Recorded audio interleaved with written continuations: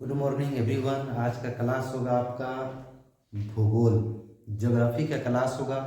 सिर्फ only for objective, जिसमें संसाधन के बारे में बताया जा रहा है। नवीकरणीय संसाधन, अनवीकरणीय संसाधन, जैव संसाधन, अजैव संसाधन के बारे में इस चैप्टर में ओनली फॉर ऑब्जेक्टिव जो 2023 के लिए VVI क्वेश्चन सिर्फ NCERT पैटर्न से ही आप लोगों को बताया जाएगा, जो बोर्ड के लिए इम्पोर्टेंस क्वेश्चन है। सबसे पहला क्वेश्चन देखेंगे कि कोयला किस प्रकार का संसाधन है। कोयला किस प्रकार का संसाधन है? तो कोयला जो है वो अनवीकरणीय संसाधन है। कौन संसाधन है? अनवीकरणीय संसाधन है। सबसे पहले अनवीकरणीय संसाधन किसे कहते हैं? वैसा संसाधन जो एक बार उपयोग हो जाए पुनः दोबारा उपयोग नहीं कर सकते हैं, उसे अनवीकरणीय संसाधन कहते हैं। जैसे मान लीजिए कोयला जब आप जला दिए, जला करके वो राख बन गया, उसको दोबारा कोयला आप नहीं बना सकते, उसे क्या कहते हैं?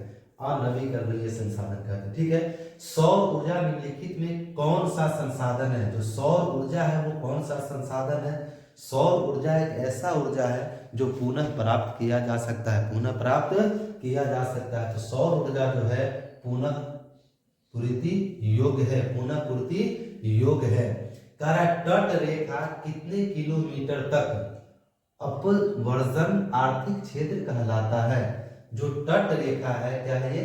तट रेखा है, कितने किलोमीटर तक अपवर्जन आर्थिक क्षेत्र कहलाता है?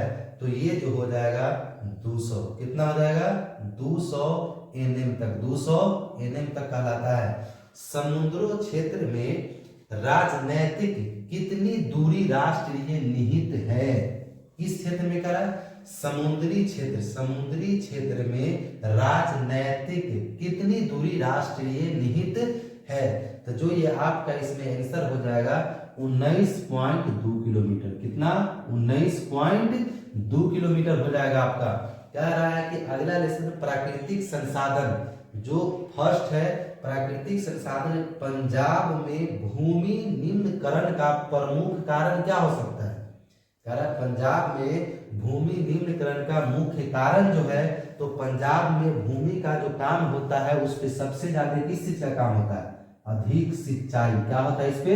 अधिक सिंचाई का काम होता है। किसका काम होता है? अधिक सिंचाई का काम होता है। अगला क्वेश्चन कह रहा है सोपानी कृषि किस राज्य में प्रचलित है? सोपानी कृषि किस राज्य में प्रचलित है? तो सोपानी कृषि जो है वो आपका उत्तराखंड में प्रचलित है। सोपानी कृषि किस क्षेत्र में होता है? उत्तराखंड में सबसे ज्यादा होता है।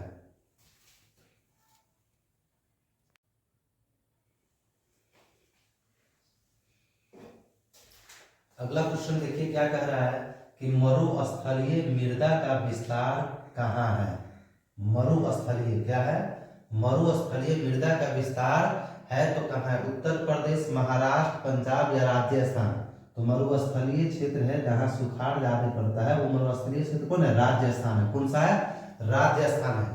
मेढक नष्ट करने वाला रसायन कौन है? मेढक को नष्ट करने वाला रसायन, मेढक को नष्ट करने वाला जो रसायन है वो कौन है? एंड्रीन। एंड्रीन कौन सा है? एंड्रीन है।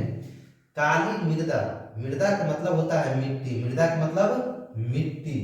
काली मृदा का दूसरा नाम क्या है? दूसरा नाम क्या है? तो काली मिट्टी का दूसरा नाम आपको जो है वो रेगूर मृदा है। कौन सा मृदा है?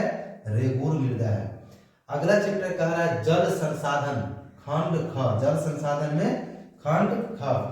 जल के उपस्थिति के कारण पृथ्वी को कहते हैं, जब जल उपस्थित रहता है तो पृथ्वी को हम क्या कहते हैं? उजला ग्रह या नीला ग्रह या लाल ग्रह या हरा ग्रह। तो उसको जल की उपस्थिति के कारण पृथ्वी को हम क्या कहते हैं? नीला ग्रह कहते हैं। क्या कहते हैं? नीला ग्रह कहते हैं। अगला क्वेश्चन कह रहा है कि कुल जल की कितना प्रतिशत भाग महासागर में निहित है? कितना प्रतिशत भाग किसमें? महासागर में। किसमें? कुल जल की प्रतिशत भाग महासागर में निहित है। किसमें? महासागर में। तो 96.6%, 96.6% है। देश के बांधों को किसने भारत के मंदिर कहा? देश के बांधों को किसने भारत के मंदिर कहा? किसका? भारत के मंदिर कहा। तो भारत के मंदिर किसने कहा था? पंडित नेहरू ने भारत के मंदिर कहा था। किसको? बांध को कहा था भारत के मंदिर।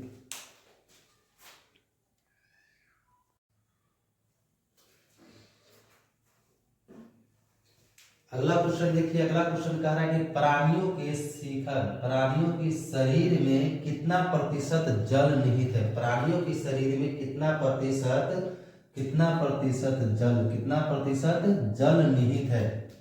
तो 65%, यानी कि 65% जल। कितना परसेंट? 65%। बिहार में अति जल दोहन से किस तत्व का संकेंद्रण बढ़ा? बिहार में अति जल दोहन से किस तत्व का संकेंद्रण बढ़ा? किस तत्व का संकेंद्रण बढ़ा? तो बिहार में जो बढ़ा वो आर्सेनिक है। क्या है ये? आर्सेनिक तत्वों का संकेंद्र बढ़ा। किस राज्य में सबसे अधिक वन है? किस राज्य में सबसे अधिक वन है? जंगल जंगलात है तो सबसे ज्यादा अधिक वन है वो किसमें है? मध्य प्रदेश में। किसमें है? मध्य प्रदेश में है। भारत का राष्ट्रीय पक्षी है। भारत का क्या? राष्ट्रीय पक्षी है। ये तो बच्चा जानता होगा कि भारत का राष्ट्रीय पक्षी क्या है? मयूर है। क्या है? मयूर। टैक्सोल का उपयोग होता है। टैक्सोल का उपयोग होता है। टैक्सोल का उपयोग किस चीज में होता है? तो टैक्सोल का उपयोग कैंसर में होता है। किस में होता है? कैंसर में होता है।